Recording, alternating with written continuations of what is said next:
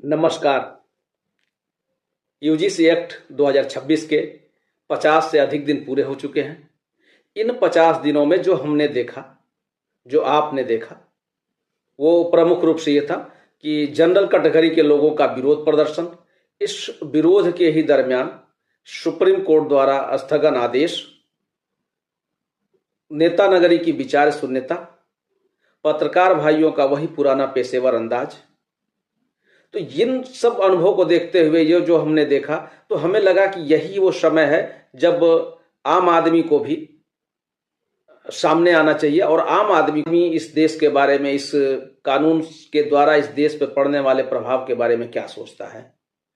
मित्रों, चूंकि हम बिना किसी टेक्निकल सपोर्ट के साथ यह आपके बीच आ रहे हैं, तो आप कुछ टेक्निकली बातों को इग्नोर करते हुए और विषय वस्तु की तरफ ध्यान देंगे और उम्मीद है कि आप पूरी बात को सुनेंगे और पूरी बात को सुनने के बाद अपना कमेंट अवश्य लिखेंगे। आप क्या सुझाव देना चाहते हैं, आप क्या मुझे बताना चाहते हैं, ये बात भी जरूर लिखेंगे, लेकिन पूरी बात को सुनने के बाद। और एक काम और कर लीजिएगा कि आप इस चैनल को सब्सक्राइब जरूर करिएगा, अच्छा लगे तो लोगों को शेयर जरूर करिएगा। आइए शुरू करते हैं। क्या है यूजीसी, इसको बताने की जरूरत नहीं है, लेकिन हाँ, इतना मैं जरूर कहूंगा कि जो भी है भारत के विरुद्ध है। सिर्फ बाकी कुछ लोगों को लग रहा है कि ये सवर्णों के विरुद्ध है, लेकिन ये न सिर्फ सवर्णों के विरुद्ध है, ये भारत के विरुद्ध है, ये भारत की अस्मिता के विरुद्ध है, ये भारत की अखंडता के विरुद्ध है, ये भारत की संप्रभुता के विरुद्ध है, ये भारत के आपसी भाईचारा के विरुद्ध है। ये सबका नुकसान कर रहा है। ये आज नहीं दिख रहा है, भविष्य में करेगा। ये गृह युद्ध की स्थिति ले आ सकता है आगे आने वाले दिनों में, यदि ये स्थिति रही, इस कानून को वापस नहीं लिया गया तो। अभी जो स्थिति जो दिख रही है, जो इन 50 दिनों में हुआ, कौन कौन लोग सामने आए, तो बाकी सभी अन्य लोगों को, जैसे SC ST OBC इस समाज के जो अन्य लोग हैं, जो आम लोग हैं, जो चर्चा नहीं करते, तो उन्हें तो लग रहा है कि ये जनरल वालों का विषय है, हम लोगों को तो बहुत बढ़िया है मेरे लिए। तो ये उनकी भूल है, ये उनकी मूर्खता कही जाएगी आज के तारीख में। ये भारत की संप्रभुता, एकता, अखंडता, भाईचारा, आपसी सद्भाव के खिलाफ है। ये ध्यान दें आप लोग। अब अभी तक जो एक्टिविटी हुई, उनमें सबसे प्रमुख रूप से सोशल मीडिया अन्य जगहों पे जो दिखे लोग, वो कौन दिखा? सवर्ण समाज। क्योंकि उसके लिए तो सीधा दिख रहा है ना कि उसके बच्चों को अपराधी घोषित किया जा सकता है, उसके बच्चों की शिक्षा प्रभावित हो सकती है, उसके बच्चे का कैरियर डूब सकता है, उसके बच्चे का जीवन बर्बाद हो सकता है। तो उसे सीधा दिख रहा है, लेकिन इसके अलग प्रभाव बाकी सबके बच्चों पे पड़ने वाला है, सभी के बच्चों पे पड़ने वाला है। तो ये किसी एक वर्ग को नहीं करने की जरूरत है, ये पूरे सर्व समाज को, पूरे 140 करोड़ लोगों को उठ के आना चाहिए कि नहीं, ये बुरा है, ये सरकार ने गलत किया है और सरकार को इसको वापस लेना चाहिए। किंतु अभी तक जो हमने पाया वो ये देखा कि सिर्फ सवर्ण समाज के लोग आ रहे हैं। अब उन सवर्ण समाज में भी देखिए, अनुभव करिए, 2 कैटेगरियां हैं। एक कैटेगरी वो है जो मोदी का समर्थन करती है, ये कैटेगरी है, जिन्हें अंधभक्त भी कहा जाता है सोशल मीडिया पर। दूसरी कैटेगरी वो है जो मोदी की विरोधी है। अब उन्हें भी बहुत कुछ सोशल मीडिया पे कहा जाता है, खैर छोड़िए, उस पर चर्चा हम नहीं करते हैं। अब दोनों में अलग अलग क्या है, दोनों में अलग क्या है? दोनों तो सवर्ण से आ रहे हैं, लेकिन दोनों में अलग क्या है ये समझिए। जो पहली कैटेगरी है, जिसे मोदी भक्त कहा जाता है, जो अपने शुरुआत के टाइम से या पहले वोटर जब से बने तब से वो भाजपा को ही वोट करते आ रहे हैं, ऐसे लोगों के साथ क्या हुआ? यह लोग भौचक हैं। यह जो समाज है ना, सवर्णों में से ये जो कैटेगरी है, ये जो समाज है, भौचक है। इसे तो आघात जैसा लगा है, जैसे काटो तो खून नहीं हिंदी में कहा जाता है, या हमारे यहाँ भोजपुरी में कहा जाता है कि काट मार देना, काट मार दे बस। ये वाली कहानी, ये वाली स्थिति बनी हुई है। ये भौचक है समाज की। हो क्या रहा है? ये कौन कर रहा है? मोदी कर रहे हैं तो क्यों कर रहे हैं? ये समाज तो ये सोच रहा है मोदी इतने मूर्ख कैसे हो सकते हैं, या भाजपा के लोग इतने मूर्ख कैसे हो सकते हैं, या यूजीसी में बैठे लोग इतने मूर्ख कैसे हो सकते हैं। ये समाज ये सोच रहा है, भौचक है, कुछ समझ में नहीं आ रहा है क्या हुआ। दूसरा वर्ग, दूसरा जो सवर्ण समाज का दूसरा हिस्सा है, जो मोदी विरोधी रहा है या भाजपा विरोधी रहा है या है भी आज भी, ये इनके लिए ये भौचक तो नहीं है, इन्हें तो एक अवसर मिल गया है, तो विरोध तो करना ही है, ठीक कर ही रहे हैं। इन्हें एक अवसर ये भी मिल गया है कि इन जो पहली कैटेगरी है जिसे भक्त कहा जाता है, इनको कोसने का भी एक समय मिल गया है। कि हम तो पहले ही कहते थे कि ये किसी का नहीं है, ऐसा है वैसा है, यहाँ जाएगा वजह जाएगा, भारत को बर्बाद कर देगा। तमाम इस तरह की भी कहानियां ऐसी सोशल मीडिया पे चल रही हैं। अब और एक कैटेगरी है, दूसरे और कौन लोग इन्वॉल्व रह जाता, तो एक यूट्यूबर कैटेगरी है। यूट्यूबर कैटेगरी है, उसे एक मुद्दा मिलना चाहिए गर्मा गर्म, किसके पक्ष में है किसके विपक्ष में, उसको उससे कोई लेना देना नहीं है, उसे व्यू आना चाहिए।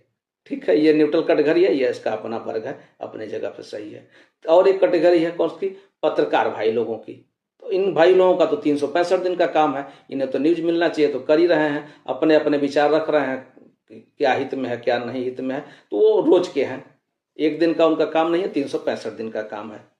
अन्य लोग भी कुछ शामिल होंगे, कुछ जॉर्ज सोरोस के गुर्गे भी शामिल होंगे, जो कहीं ना कहीं सोशल मीडिया पे कुछ ऐसे विचार डालते होंगे जिससे ये पूरी ये आंदोलन जो है या इनका जो विरोध है ये कहीं ना कहीं हिंसात्मक दिखने लगे, कोई और आग में घी लगाने का काम किया जाए, ऐसा भी हो सकता है।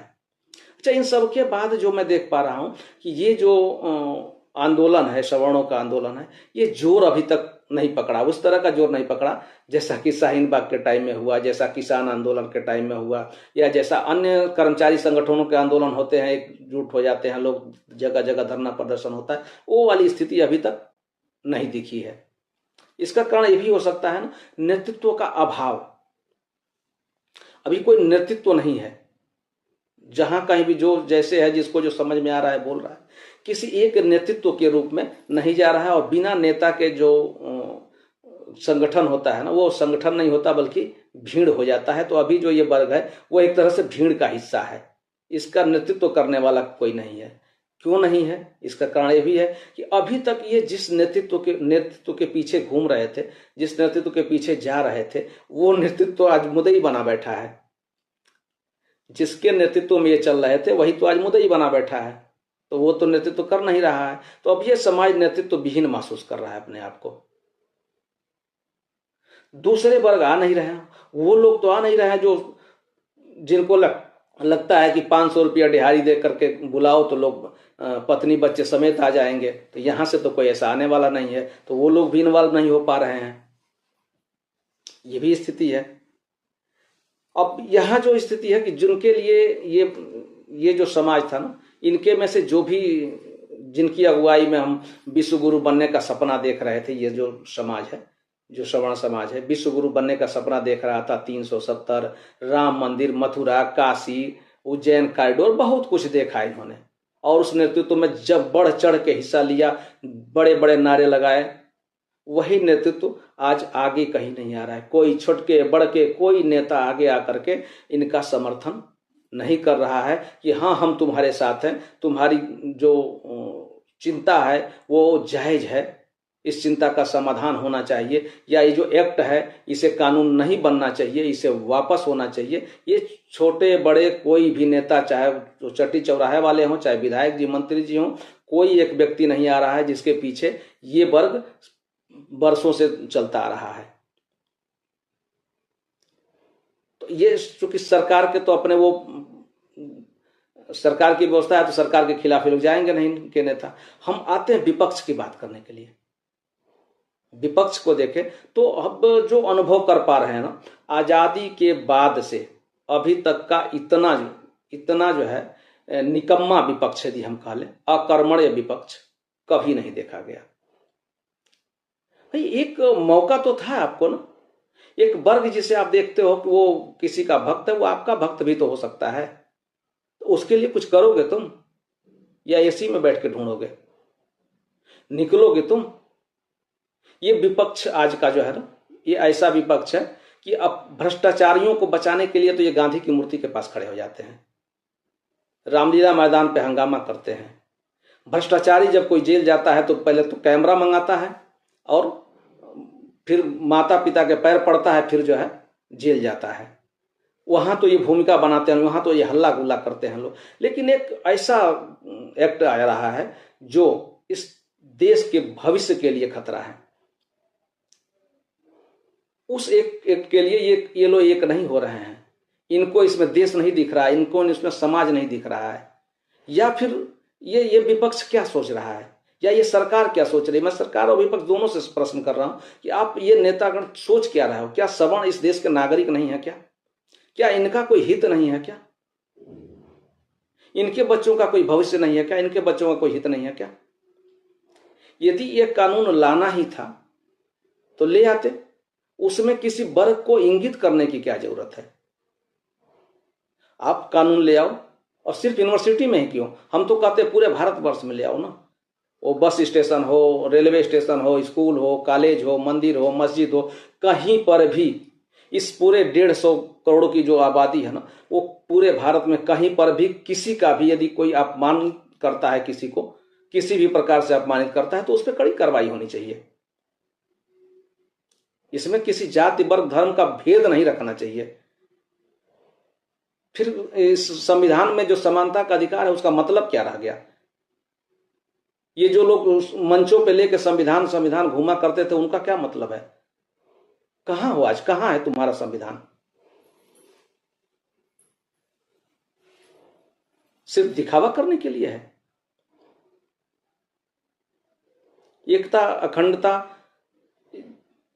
इसका जो दंभ भरते हो, क्या ये आबादी इस देश की जनता नहीं है क्या? इस देश के नागरिक नहीं है क्या? देश की जो संविधान में मौलिक अधिकार दिए गए हैं, उसमें कोई हक नहीं है क्या इस वर्ग का? और ये नरेंद्र मोदी जी और उनके जो थिंक टैंक, उनके जो चाणक्य या उनके जो बड़ी बुद्धिजीवियों की टीम कही जाती है कि भाजपा तो बुद्धिजीवियों की पार्टी है, ये क्या कर रही है? ये जो कदम है ना, आप तो बहुत बड़े बड़े लोग हो, बहुत बुद्धिमान लोग हैं आपके पास, बहुत ऐसे लोग हैं जिनके हम लोग सम्मान करते हैं पूरे देश में, तमाम पार्टियों में, सभी पार्टियों में ऐसे लोग हैं जिनके हम सम्मान करते हैं। बट ये लोग, अब आज तो कहना पड़ रहा है ना कि ये सम्मानित लोग आज मूर्खतापूर्ण कदम क्यों उठा रहे हैं। सम्मान, ये आज का जो ये एक्ट आ रहा है ना, इस पे कोई बोल नहीं रहा है, तो हम तो यही कहेंगे ना कि आज के तारीख में इन सम्मानित लोगों की ये मूर्खतापूर्ण चुप्पी क्यों है? क्यों चुप हो भाई?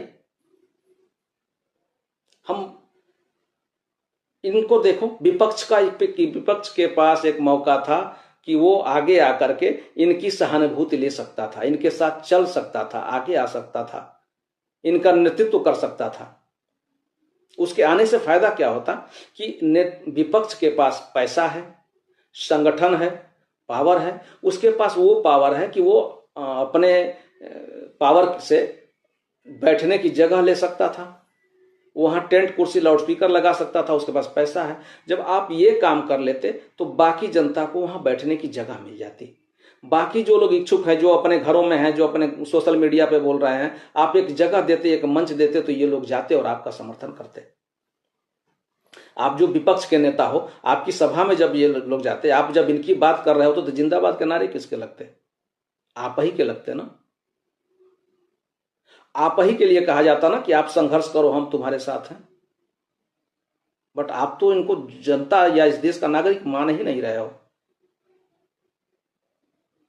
वैसे भी पहले से भी नारे लग रहे हैं भारत छोड़ो वाले, और सवर्णों में खासतौर से ब्राह्मणों के लिए कि ब्राह्मण भारत छोड़ो, ब्राह्मण तो यहाँ का नागरिक ही नहीं है। बट किसी को ये पता भी नहीं है कि ये कब आए यहाँ पे। ये बाहर से तो आए हैं, बट कब आए हैं किसी को पता नहीं। खैर छोड़िए, अभी हम इसकी जो बात कर रहे थे, यहां है कि इसमें पक्ष और विपक्ष दोनों की जो है सामूहिक भूमिका है, कोई आगे आने को तैयार नहीं है, और इसके जो है दूरगामी नुकसान होने हैं। अब मैं जो ऊपर चर्चा कर रहा था कि किसका फायदा किसका नुकसान, इन 50 दिनों में किसका फायदा और किसका नुकसान, तो इस पे मैं आता हूं, इसको शुरू करता हूं। तो फायदे की पहले बात करता हूं। तो मित्रों, इस कानून से किसी का रत्ती भर भी फायदा ना हुआ है और न आगे होने वाला है। इसमें किसी का कोई फायदा नहीं है, एक किसी व्यक्ति का कोई फायदा नहीं है। यदि कोई राजनीतिक मंशा से कोई लेके आया होगा ना, उसकी भी मंशा कोई फलित होती हुई दिख नहीं रही है। इसलिए नहीं दिख रही है कि वो दूसरा वर्ग ये सोच रहा है कि दूसरा वर्ग, बहुत जगह हमने सोशल मीडिया पे सुना कि ये तो सुप्रीम कोर्ट के कहने से कानून लाए हैं, इनकी मर्जी थोड़े ना थी। सुप्रीम कोर्ट के कहने से ले आए, इनकी मर्जी तो थी नहीं, या फिर सुप्रीम कोर्ट या दूसरे लोगों को खड़ा करके हटा लिए। तो वो वर्ग भी आपको न मान रहा है और ये वर्ग तो जा ही रहा है। और भोजपुरी में हम लोगों के यहाँ कहावत है ना कि हथवो तर से गए और लतवो तर से गए, वो वाली कहानी हो गई इनकी। यानी ना घर के रहे ना घाट के रहे, ये कहानी हो गई है यदि सत्ता पक्ष इस मंशा के साथ इस कानून को लाया होगा तो। रही बात नुकसान की, तो नुकसान तो मैं जो भाईचारा अखंडता की बात कर चुका हूं, संप्रभुता की बात कर चुका हूं, जो सबसे बड़ा नुकसान मैं देख पा रहा हूं अभी तक इन 50 दिनों में, तो वो हिंदुत्व को हुआ है। सबसे बड़ा नुकसान जो हुआ है ना, वो हिंदुत्व का नुकसान हुआ है। मैं ये देख पा रहा हूं, जो बरसों से मैं देख रहा था कि वो युवा वर्ग, वह नौजवान वर्ग जो गर्व से कहो हम हिंदू होकर नारे लगाते थे, हिंदू हिंदू भाई भाई के नारे लगाते थे, आज कह रहे हैं मैं सवर्ण हूं। तो वो दिख, इन 50 दिनों में ना हिंदुत्व कहीं नहीं दिखा, हिंदुत्व गायब हो गया। कहां गया हिंदुत्व? तो सबसे ज्यादा यदि खतरा हुआ है ना तो हिंदुत्व को हुआ है। और ये हिंदुत्व को खतरा होना भारत के लिए खतरा है, क्योंकि जहां जहां हिंदुत्व नहीं होता है ना, वहां कोई सेकुलर देश नहीं होता है, वहां कोई पंथ निरपेक्ष देश नहीं होता है। पंथ निरपेक्ष देश वही होता है जहां हिंदू है। ठीक है, बाकी कोई ईसाई देश होता है और कोई मुस्लिम देश होता है, ये सबको पता है, सिर्फ मेरे कहने की बात नहीं है।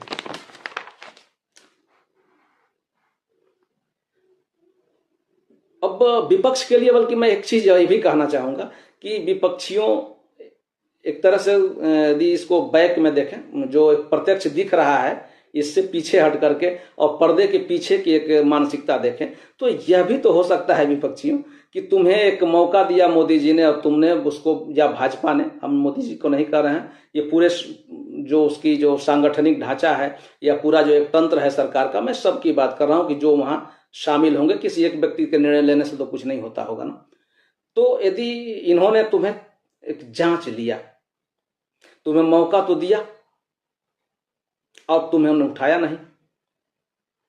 विपक्षी साथियों, चाहे वो इस पार्टी सपा बसपा कांग्रेस आप या उद्धव ठाकरे ममता दीदी लालू जी कोई भी हो, आपके पास एक मौका था कि आप इनके हितैषी हो सकते थे, आप किसी एक ऐसे कानून के लिए जो देश के लिए खतरा है आप खड़ा हो सकते थे, आपने वो मौका गंवा दिया।